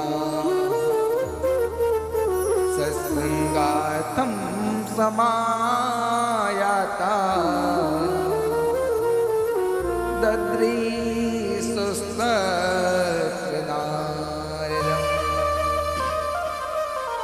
एकदा ही विशालाया चत्वारि ऋषयो मला और सत्संगार्थम समायाता दद्रीशुस्तत्र नारद। सूत जी ने कहा, एक बार बद्री धाम में सत्संग की इच्छा कर रहे चारों भाई सनत सनंदन सनत कुमार विचरण कर ही रहे थे। देखो ये 4 भाई जो हैं वास्तव में तो 5 भाई हैं, अन्य पुराणों में इनके 5 भाइयों की गणना आती है, लेकिन इन्हें 4 भाई ही कह के सनत कुमार 4 भाइयों के नाम से ही संबोधित किया जाता है। ये 4 भाई कैसे हैं? हर समय नवयुवक बने रहते हैं, युवा दिखते हैं, छोटे से बालक के रूप में होते हैं, ना शरीर पे कोई वस्त्र होता है, हमेशा बिल्कुल महाराज छोटे बने होते हैं और हमेशा परम पिता परमेश्वर की कथा को ही श्रवण करना और करना, यानी कथा कहना और कथा सुनना ही परमात्मा का इनका परम लक्ष्य है। और 24 अवतारों में भी इनका वर्णन आता है, ये परमात्मा के अंशावतार भी हैं। तो कहने का तात्पर्य महाराज, ये चारों भैया परमात्मा की कथा सुनना और कथा ही कहना इनका जीवन का परम उद्देश्य है। आज जैसे ही महाराज बद्री धाम में आए, सत्संग की इच्छा से सनकादिक भ्रमण कर रहे थे, एक देखा कि महाराज नारद जी आज बड़े चिंतित होके, बड़े दुखित होके सामने आ रहे हैं। नारद जी को आते देखा, चिंतित देखा। आज महाराज जैसे ही चिंतित नारद जी को देखा, एक भाई दूसरे भाई से कह रहे हैं कि क्या बात है, आज नारद जी आ रहे हैं। नारद जी इनके छोटे भाई हैं, यानी सनकादिक बड़े भैया हैं और महाराज नारद जी छोटे भाई हैं। आज कहा क्या कारण है कि आज नारद जी बड़े चिंतित हैं। दूसरे भाई ने कहा महाराज इनकी चिंता का विषय क्या है, ये क्यों चिंतित हैं, क्या कारण है इनकी चिंता का। आज महाराज जैसे ही नारद जी के पास देखा, दूसरे भाई ने कहा अरे भाई आज तो इनका मुख ऐसे उतरा हुआ है जैसे महाराज किसी कृपण बनिया का धन छीन लिया जाए, चुरा लिया जाए। आज इस प्रकार से महाराज नारद जी का मुख उतरा हुआ है, नारद जी इस प्रकार से आ रहे हैं। दूसरे भाई ने कहा अरे महाराज इनके पास कौन सा धन है जो चुराया जाएगा, इनके पास कोई धन नहीं है, क्या कारण है, थोड़ा आने दो। पूछते हैं हमारा भाई नारद क्यों आज उदास है, क्यों चिंतित है। आए महाराज देखा और तुरंत आज पूछ लिया सनकादिकों ने, कथम ब्रह्मदीन मुख कुतश्चिंता तुरो भवान। अरे नारद नारद किस कारण आपका मुख उतरा हुआ है, क्यों आप उदास हो, क्या कारण है बताओ। नारद जी हाथ जोड़ के आज निवेदन करने लग गए कि भैया मैं बहुत कष्ट में हूं, बहुत दुख में हूं। बोले नारद जी संतों को कौन सा कष्ट, किस दुख में है, क्या कारण है, क्यों उदास हैं आप। तो आज नारद जी महाराज बताने लग गए अपने भैया से। नारद जी आज बोलने लग गए, सबको राम राम श्याम श्याम कही और आज नारद जी बोलने लग गए। नारद जी और सनकादिकों का संवाद आपस में होने लग गया और आज नारद जी ने कहा देखो भैया मेरे दुखी होने का कारण मैं आपको बताता हूं, मेरे दुखी होने का कारण है क्या। सनकादिकों ने कहा बिल्कुल बताओ किस कारण दुखी हुआ। नारद जी ने कहा भैया मैं इस मृत्यु लोक में भ्रमण करने आया और भैया भ्रमण करने की इच्छा से, सत्संग की इच्छा से परमात्मा के इस द्वार पे आया। इस धराधाम में आने के बाद मेरा मन बड़ा अशांत हो गया। सनकादिकों ने कहा क्यों क्यों अशांत आपका मन हो गया। बोले भैया सब जगह गया लेकिन कहीं भी मेरे मन को शांति नहीं मिली, और तो और अंततो गत्वा हम परमात्मा के उस सबसे सर्वश्रेष्ठ आश्रम यानी गार्हस्थ आश्रम में गया, जिसको परमात्मा ने सर्वश्रेष्ठ बताया। लेकिन उस आश्रम की भी स्थिति भैया इस समय ठीक नहीं। तीनों आश्रम बिगड़े तो बिगड़े, चौथा आश्रम भी बिगड़ गया जो सर्वश्रेष्ठ है, उसकी भी स्थिति ठीक नहीं। बोले क्या हो गया? बोले भैया गार्हस्थ जीवन को हमने देखा, तरुणी प्रभुता के श्याल को दायक,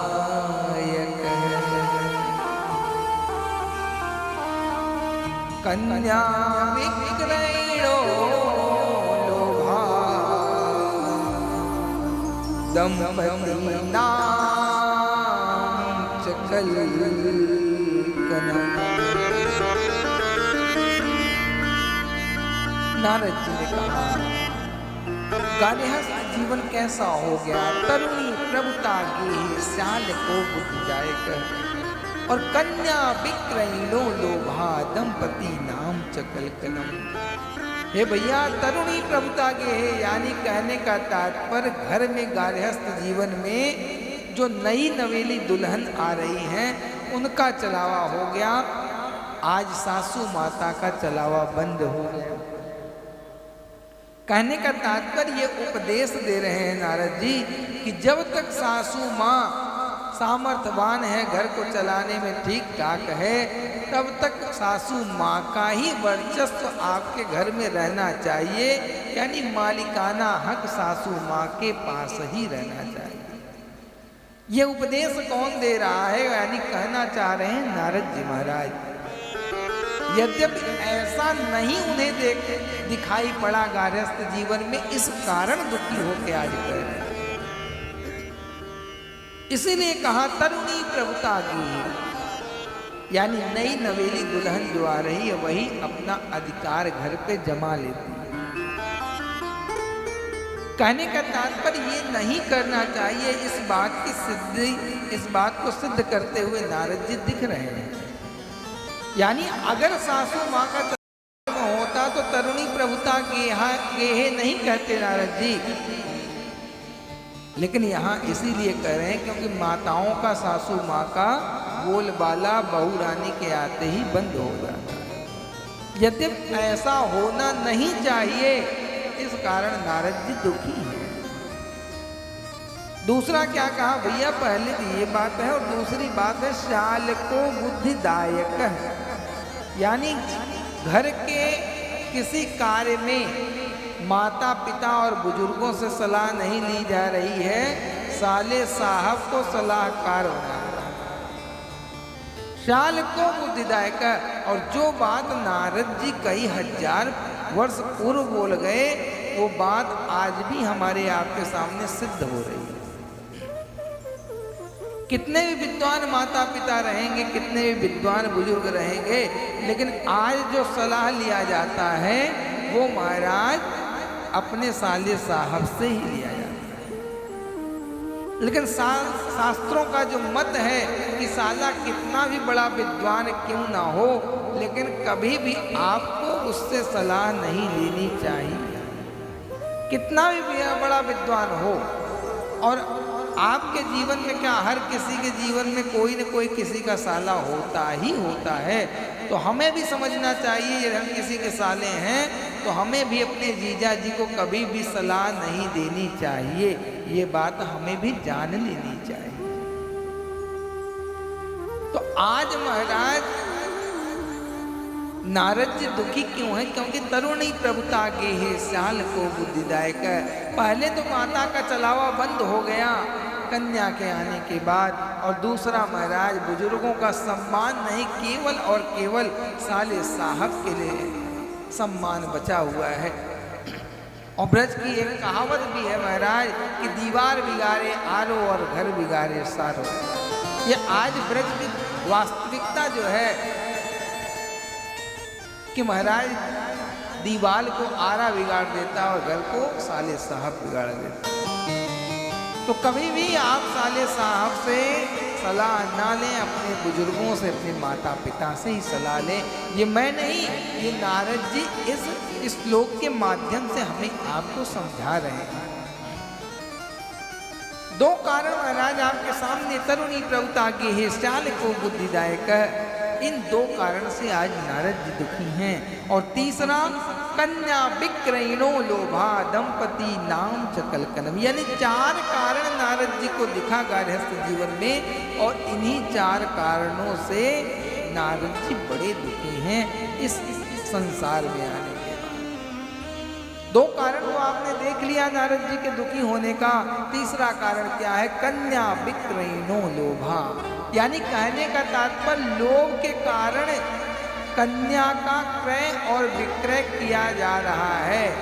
यानी कन्या के लिए वर हम खरीद रहे हैं, व्यापार हो रहा है, संबंध नहीं हो रहा। कहने का तात्पर्य पाणी ग्रहण संस्कार 16 संस्कारों में एक संस्कार माना जाता है और बड़ा उत्तम संस्कार इसे माना जाता है। तो आज जो महाराज हम संबंध कर रहे हैं, संबंध का मतलब सम जो आगे शब्द आ रहा है, इसका मतलब बराबरी का होता है। और समाने सोबते प्रीति, प्रेम और मित्रता दोनों समानता में ही अच्छी लगती है। अगर समानता नहीं है तो प्रेम और मित्रता चलने वाला नहीं है। ऐसे ही जो ये पाणी ग्रहण संस्कार है, ये भी समानता में ही अच्छी लगती है। अगर समानता नहीं है तो ये भी संबंध चलने वाला नहीं। अब समानता की बात कहाँ कहेगी, किस बात के लिए समानता, किस चीज में समानता हमें देखना है, इस बात को भी जान लेना है। धन की समानता की बात नहीं की गई, और आज लोग धन की समानता को ही महत्व दे रहे हैं। यदि धन में समान है सामने वाला, तभी हमारी उसकी मित्रता हो रही है और प्रेम संबंध भी तभी हो रहे हैं यदि अर्थ में बराबरी है तो, धन में बराबरी है तो। समाने सोबते प्रीति, ये तो ठीक है, लेकिन किस बात की समानता की बात शास्त्र करते हैं? कभी कभी हम लोग क्या करते हैं, अर्थ का अनर्थ कर बैठते हैं और शास्त्र की बातों को न समझ पाने के कारण ही मूर्खता कर जाते हैं। समानता किस बात में होनी चाहिए? विचारों की समानता की बात यहाँ की गई है, यहाँ अर्थ के समानता की बात नहीं की गई है।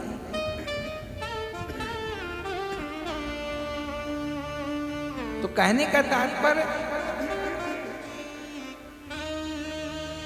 जब भी महाराज आपको पाणी ग्रहण संस्कार करना हो कन्या का या वर का, तो कन्या और वर और कन्या पक्ष और वर पक्ष दोनों के विचार संबंध कब होंगे? जब विचार की समानता होगी। जब विचार आपस में दोनों पक्ष के समान हो, तभी जाके कन्या का पाणी ग्रहण संस्कार करना चाहिए। और मित्रता भी हमें कहाँ होती? मित्रता हमारी जब सच्ची मित्रता होती है तो वो विचारों के कारण ही होती है। अगर विचार सम नहीं है तो मित्रता होती नहीं। और मान लीजिए अर्थ के कारण आपने मित्रता कर ली तो वो ज्यादा दिन तक चलने वाला नहीं है। आज भी आप देख रहे हो ज्यादा जीवन में क्या होता है, यानी पति और पत्नी में भी रिश्ता अच्छा नहीं चल पाता। क्यों नहीं चल पाता? क्योंकि उनके विचारों की समानता नहीं है। अर्थ की समानता के कारण विवाह हो गया और बाद में महाराज जब विचार नहीं मिले तो यानी छुट्टम छुट्टा वाला काम आ जाता है। यद्यपि सनातन की पद्धति ये नहीं है, सनातन की पद्धति यही है, एक बार आपका पाणी ग्रहण संस्कार हो गया तो जीवन तक आपको उसका निर्वहन करना चाहिए, क्योंकि ये 16 संस्कारों में एक संस्कार बताया गया। लेकिन आज महाराज हम लोग पश्चिमी सभ्यता के शिकार होते जा रहे हैं, यानी डाइवोर्स वाले केस हमारे भी घर में, आपके घर में आ चुके हैं। केवल और केवल अपने शास्त्रों को, अपने पुराणों को, अपने उपनिषदों को, अपने ग्रंथों को, अपने वेदों को न जानना और न मानना। पहले तो जानते नहीं और जानने के बाद अगर जान भी गए थोड़ा बहुत तो उसको मानना नहीं है। क्यों? क्योंकि हमें पाश्चात्य संस्कृति में ही ज़्यादा हमारा मन लगने लग गया और महाराज उसी के कारण आज हमारे सनातन संस्कृति का पतन भी हमारे आपके सामने। कहने का तात्पर्य महाराज बहुत सारी चीजें ऐसी हैं जो किसी कारणवश महाराज गलत नियम उनका हो गया, वो भी उसका कोई न कोई कारण रहा था, लेकिन आज भी उस परंपरा को हम लोग मानने लग गए, न जानने के कारण उसको मानने लग गए। कहने का तात्पर्य जैसा कि महाराज पाणी ग्रहण संस्कार, सनातन संस्कृति में सूर्यास्त के बाद वेद के मंत्रों को बोलना निषेध बताया गया। विप्रवर्गण यहाँ बैठे हुए हैं। कहने का तात्पर्य वेद के मंत्र सूर्यास्त के बाद नहीं बोले जाते, लेकिन आज पाणी ग्रहण संस्कार में वेदों के मंत्रों का अत्याचार तो होता ही होता है। तो कब होता है? 12 बजे रात के बाद ही होता है। उसके पहले तो महाराज द्वारचार होता ही नहीं है, 12 बजे के बाद। ये परंपरा कब चली आई? जब महाराज मुगल सल्तनत वाले लोग आए और आक्रमण करके दिन में पाणी ग्रहण संस्कार में लूट मचा देते, कन्याओं को महाराज द्वार से उठा ले जाते। तो ब्राह्मणों ने एक नियम बनाया, ऐसा करते हैं, छुप के रात को विवाह करते हैं, जिसके कारण ये हमारे कन्याओं को ले नहीं जा पाएंगे। लेकिन आज वो मजबूरी के कारण उस समय ब्राह्मणों ने एक उपाय निकाला, लेकिन आज वो उपाय महाराज उन्हीं के लिए गड़बड़ हो गई और आज वही हमारी आपकी परंपरा बन गई। और महाराज अधर्मी विधर्मी जिसे हम म्लेच्छ कहते हैं, उन्होंने महाराज हमारी सनातन संस्कृति को ही उसी से कॉपी करके उन्होंने दिन में विवाह का विचार कर लिया। आज भी आप देखते हो विधर्मियों के यहाँ विवाह होता है तो दिन में ही जाती है बारात और दिन में ही लौट आती है।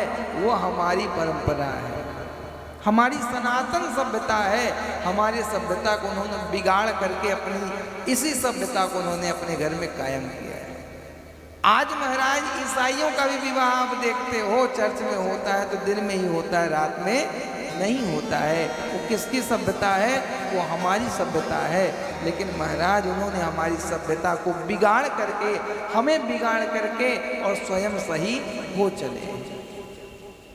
कहने का तात्पर्य जो शास्त्रों ने किया है, जो शास्त्रों ने विधान किया है, उस विधान को हमें मानना चाहिए।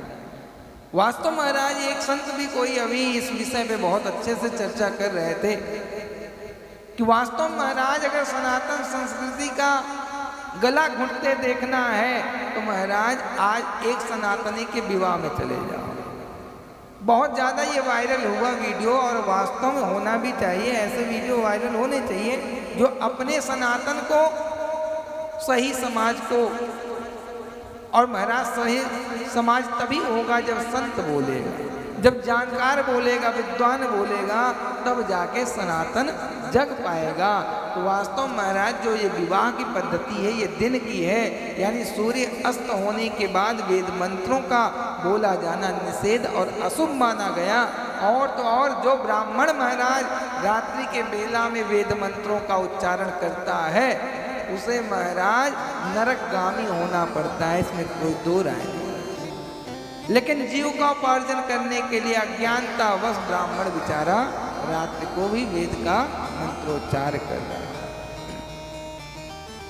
तो आप लोग तो सुन ही रहे हैं इस बात को, और आने वाली अपनी पीढ़ियों को समझाओ, बताओ कि जो दिन का विधान था पहले, आज के 500 वर्ष पूर्व हमारे विधान वही दिन वाले ही थे। 500 वर्ष पूर्व की बात अगर करूं तो हमारे विधान दिन के थे, लेकिन समय बदलता गया, धीरे धीरे बड़ी दुर्गति हुई सनातन की, और आज महाराज बड़ी स्थिति लाचार हो गई। इसलिए हमें आपको ही सनातन की रक्षा करनी है, सनातन संस्कृति को बनाए रखना है, अन्यथा आने वाले दिनों में सनातन और लाचार हो जाए। बुलवा के बिहारी लाल की, राधा रानी सरकार की, तो इस प्रकार महाराज आज नारद जी दुखी हैं। तरुणी प्रभुतागे ये साल को बुद्धिदायक और कन्या विक्रयणो लोभा, कन्या का जो व्यापार हो रहा है, संबंध में लेन देन चल रहा है। आज कन्या का विवाह करना हो तो महाराज आज के समय में अगर गरीब स्थिति है, निर्धन स्थिति है पिता की, तो महाराज विवाह सही ढंग से होना नहीं है। बड़ी मुश्किल से महाराज आज पाणी ग्रहण संस्कार हो रहा है। यद्यपि कहा गया कि बेटा जब भी विवाह करो तो समानता किसकी हो, विचारों की समानता हो। और जो पिता महाराज अपने प्राणों से प्यारी कन्या को दे रहा है, अगर उसके पास जो कुछ भी होगा वो निश्चित देगा। लेकिन महाराज हम मूढ़मती, आजकल तो लिस्ट बन जाता है महाराज कि फ्रिज चाहिए फला कंपनी की, एसी चाहिए फला कंपनी की, सारी चीज़ों का लिस्ट बना के वो भी कंपनी का भी नाम, ब्रांड का भी नाम लिख देते हैं, फला फला कंपनी की चाहिए। कहने का तात्पर्य जब आपके अंदर सामर्थ्य नहीं है उस कन्या के भरण पोषण का, अगर आपके अंदर सामर्थ्य है, पुरुषार्थ जागृत है, तो महाराज कन्या के हाथ से लेने की आवश्यकता नहीं है। आप अपने पुरुषार्थ के बल पर उस कन्या का जीवन रक्षण करें और जो भी आवश्यकता है वो महाराज आप अपने पुरुषार्थ के बल पर करें, ना कि कन्या वाले पक्ष से आपको मांगना है। आज महाराज लोग कितना भी धन भरा हुआ गिड़गिड़ाते हैं ऐसे जैसे वास्तव में इनके पास कुछ नहीं है। इस कारण निवेदन यही आप लोगों से, केवल और केवल महाराज कन्या आपके घर में अच्छी आ जाए, लक्ष्मी स्वरूपा आ जाए, बस केवल कन्या को मांग लेना और महाराज परमात्मा आपको अपने आप सब कुछ देगा। बस इतना करना है, क्योंकि आपकी भी कोई न कोई कन्या होगी, आप दूसरे घर से मांगोगे, आपसे भी कोई न कोई मांग लेगा।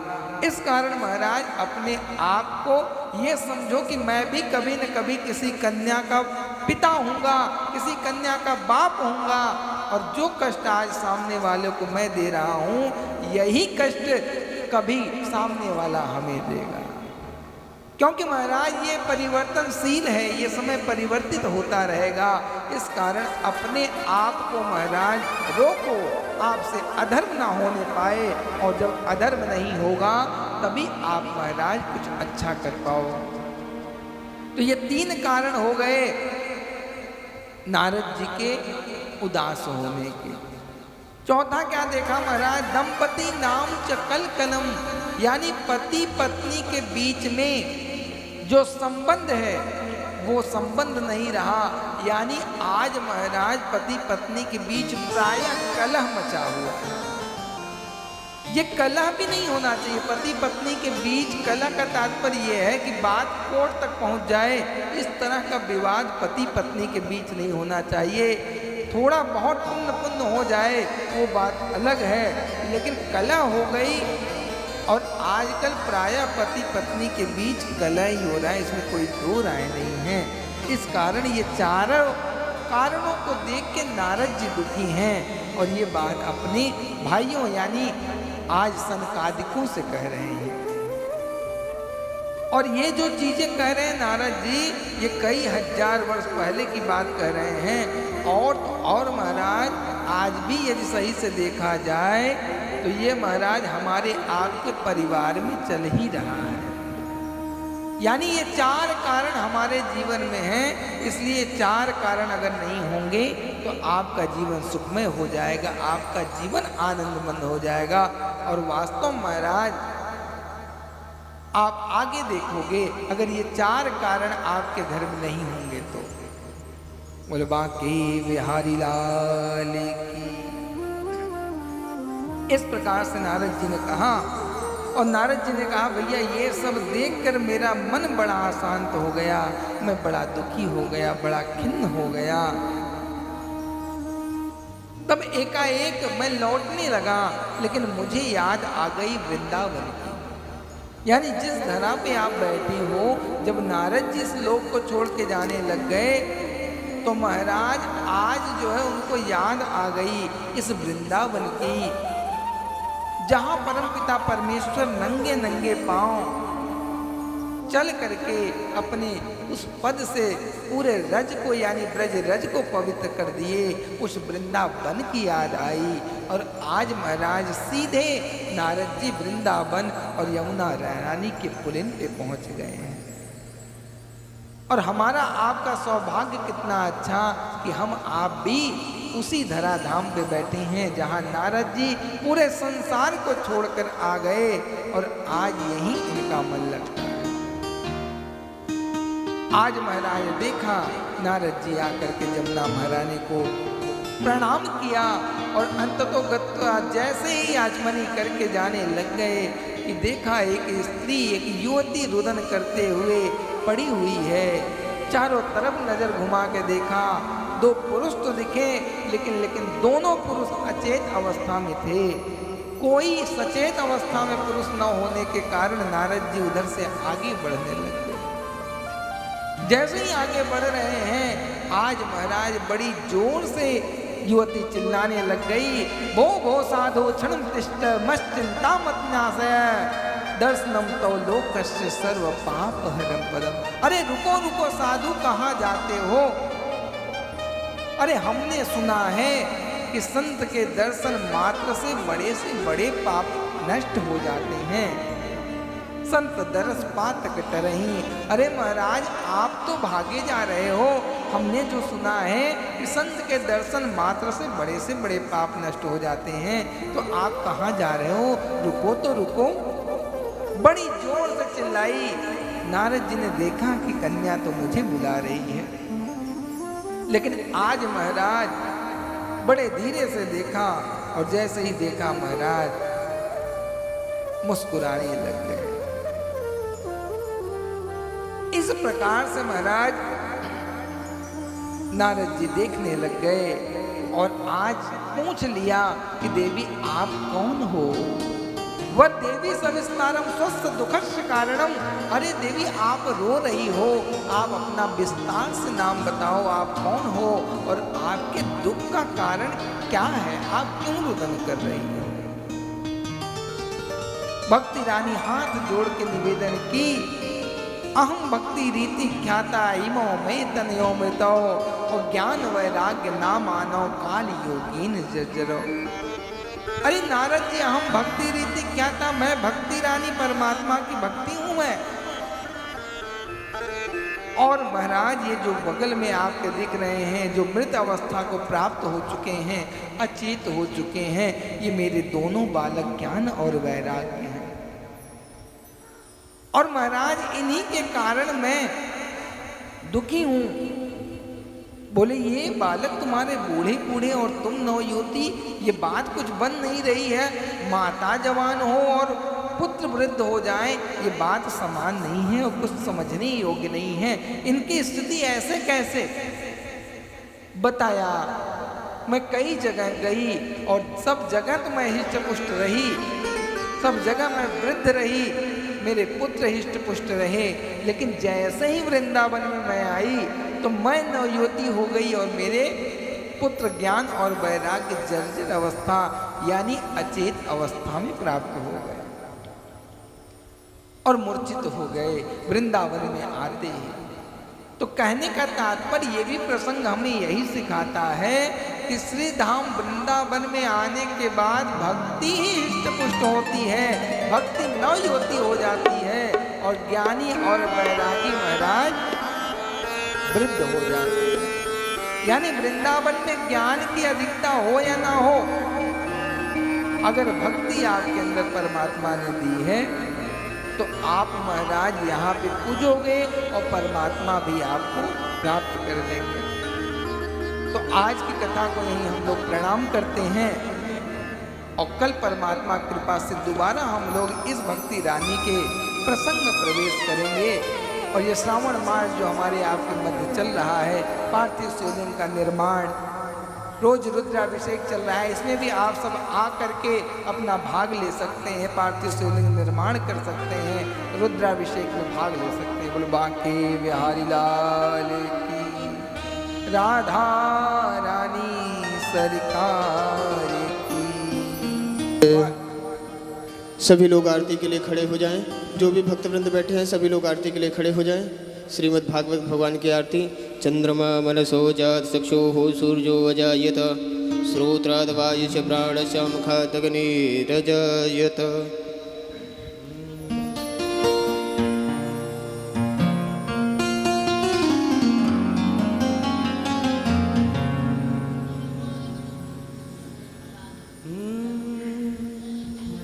मन में बसा तेरी मूर्ति उतारूं कन्हैया तेरी आरती। मन में बसा कर तेरी मूर्ति उतारूं मैं गिरधर तेरी आरती। ओ तेरी आरती हाँ तेरी आरती तेरी आरती हाँ तेरी आरती। ओ तेरी आरती हाँ तेरी आरती तेरी आरती हाँ तेरी आरती। मन में बसा तेरी मूर्ति उतारूं कन्हैया तेरी आरती। मन में बसा कर तेरी मूर्ति उतारूं कन्हैया तेरी आरती। करुणा करो कष्ट हरो ध्यान दो भगवन अब मैं फंसी नाव में तार दो भगवन। करुणा करो कष्ट हरो ध्यान दो भगवन अब मैं फंसी नाव मेरी तार दो भगवन। दर्द की दवा तुम्हारे पास है दर्द की दवा तुम्हारे पास है। जिंदगी दया की है भीख मांगती। मन में बसा कर तेरी मूर्ति उतारूं मैं गिरधर तेरी आरती। ओ मांगू तुझसे क्या मैं यही सोचूं भगवन जय हो जिंदगी जब तेरे नाम कर दी अर्पण। मांगू तुझसे क्या मैं यही सोचूं भगवन जिंदगी जब तेरे नाम कर दी अर्पण। सब कुछ तेरा कुछ ना मेरा सब कुछ तेरा कुछ ना मेरा। चिंता है तुझको प्रभु संसार की। मन में बसा कर तेरी मूर्ति उतारूं मैं भगदर तेरी आरती। वेद तेरी महिमा गाए संत करे ध्यान नारद गुणगान करे छेड़ विधाता। वेद तेरी महिमा गाए संत करे ध्यान नारद गुणगान करे छेड़ विरता। भक्त तेरे दान करते पुकार। तेरे द्वार करते हैं पुकार। ओ भक्त तेरे दान करते हैं पुकार। भक्त तेरे द्वार करते हैं पुकार। दास व्यास तेरी गाए आरती। मन में बसा कर तेरी मूर्ति उतारूं मैं गिरधर तेरी आरती। ओ तेरी आरती हाँ तेरी आरती तेरी आरती हो तेरी आरती। ओ तेरी आरती हाँ तेरी आरती तेरी आरती हाँ तेरी आरती। मन में बसा कर तेरी मूर्ति उतारो कन्हैया तेरी आरती।